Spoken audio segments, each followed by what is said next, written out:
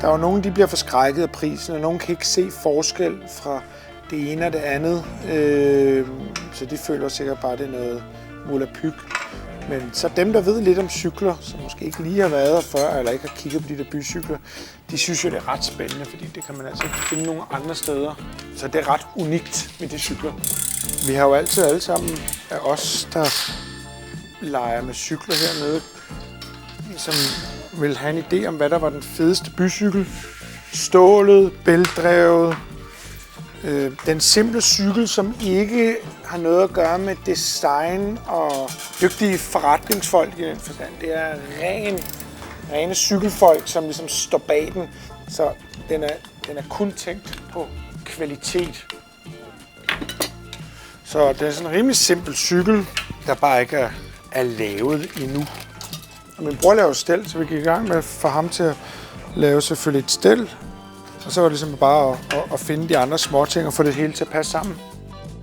Det er jo det, der er specielt med custom cykler, hvis man skal bruge det ord, som jeg ikke bryder mig så meget om. Fordi det er sådan en definition, hvad custom egentlig er.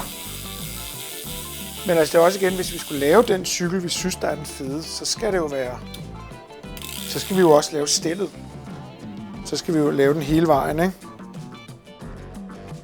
Og vi har prøvet at så få navne, som er jo en vigtig ting på cyklen, hvor det er der normalt, der bliver sparet rimelig godt, når du går ud og køber et eller andet indvendigt gearpjat. Det har vi jo altid gjort her, og det tror jeg, det er en stor forskel med også i forhold til de fleste andre cykelforretninger. Vi har jo et ret godt venskab og kammeratskab med mange af vores kunder, fordi vi synes vi selv i hvert fald, tager godt af dem.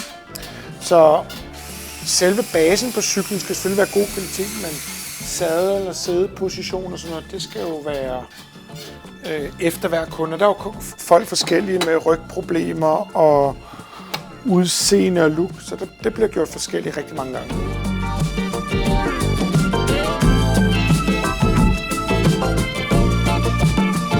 Vi er jo kun cykelfolk der bag den, vi håber, at vi senere hen også kan tjene lidt penge på dem og sådan noget. Der, det starter.